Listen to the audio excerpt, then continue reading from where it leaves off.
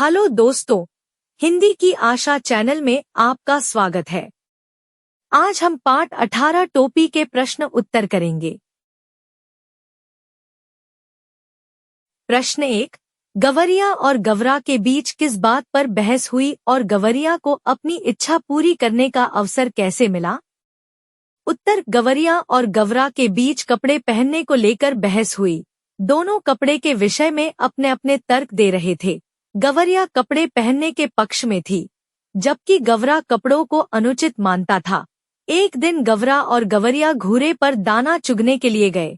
वहां दाना चुगते चुगते गवरिया को रुई का एक फाहा मिला, जो अंततः गवरिया की इच्छा को पूरा करने का कारण बना। प्रश्न 2। गवरिया और गवरे की बहस के तर्कों को एकत्र करें और उन्हें संवाद के रूप में लिखें। उत्तर। गवरिया। आदमी को देखते हो, कैसे रंग बिरंगे कपड़े पहनते हैं, कितना फपता है उन पर कपड़ा।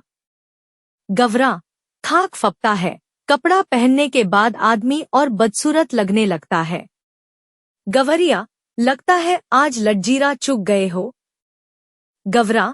कपड़े पहन लेने के बाद आदमी की कुदरती खूबसूरती ढक जो जाती है। गवरिया। कपड़े केवल अच्छा लगने के लिए नहीं, मौसम की मार से बचने के लिए भी पहनता है आदमी। गवरा। हंसकर, तू समझती नहीं, कपड़े पहन पहन कर जाड़ा गर्मी बरसात सहने की उनकी सकत भी जाती रही है और इस कपड़े में बड़ा लफड़ा भी है। कपड़ा पहनते ही कपड़ा पहनने वाले की औकात पता चल जाती है।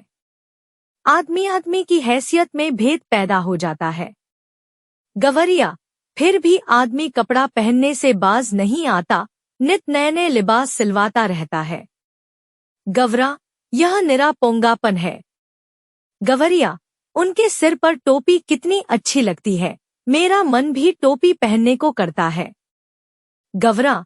टोपी तू पाएगी कहाँ से? 3। टोपी बनवाने के लिए गवरिया किस किस के पास गई? टोपी बनने तक के एक एक कार्य को लिखें।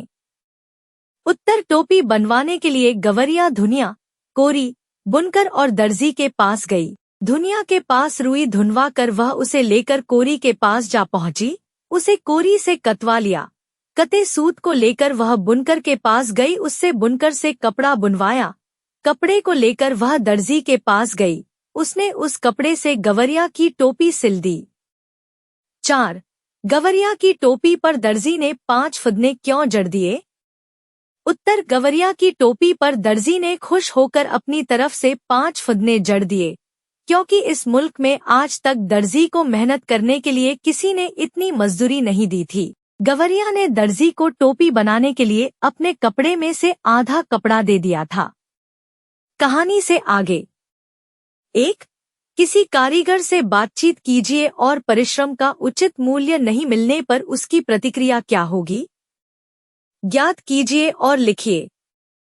उत्तर। एक बार मैंने एक मोटर मैकेनिक से बात की और पूछा कि जब तुम्हें तुम्हारी मेहनत का उचित मूल्य नहीं मिलता तो तुम्हें कैसा लगता है? तब उसने कहा कि उसका मन अंदर ही अंदर कुढ़ता रहता है। वह दिए गए कार्य को अनमने ढंग से करता है। उस कार्य को करने में उसकी कोई इच्छा नहीं लेती। वह अपना खून जलाकर दिए गए कार्य को पूरा करता है। प्रश्न 2।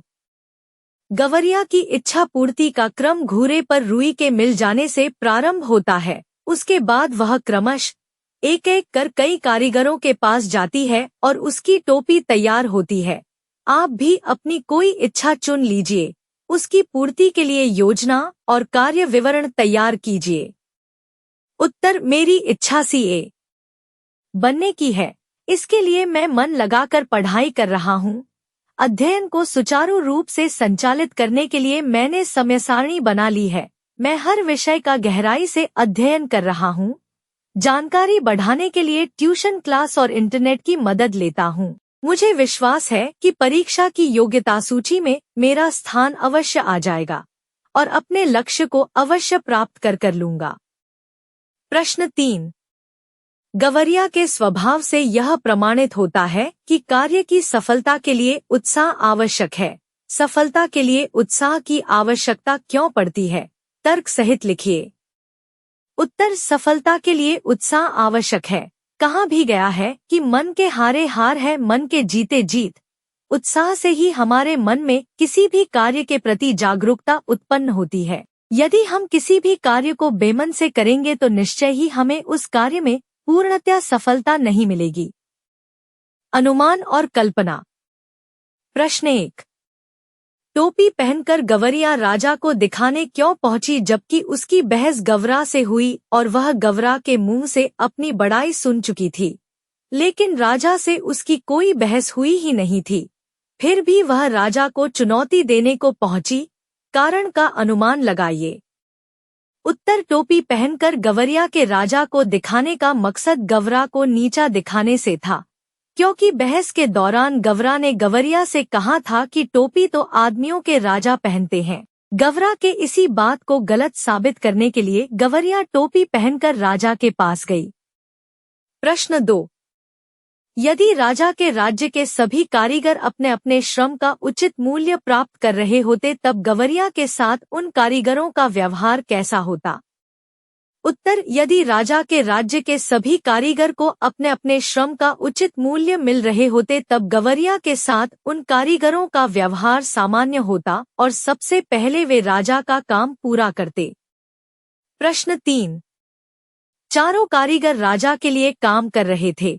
एक रजाई बना रहा था, दूसरा अचकन के लिए सूत काट रहा था, तीसरा धागा बुन रहा था, चौथा राजा की 7वीं रानी की 10वीं संतान के लिए झब्बे सिल रहा था। उन चारों ने राजा का काम रोककर गवरिया का काम क्यों किया?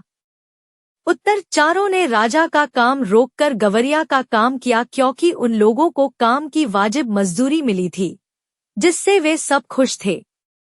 धन्यवाद। पढ़ते रहिए, बढ़ते रहिए।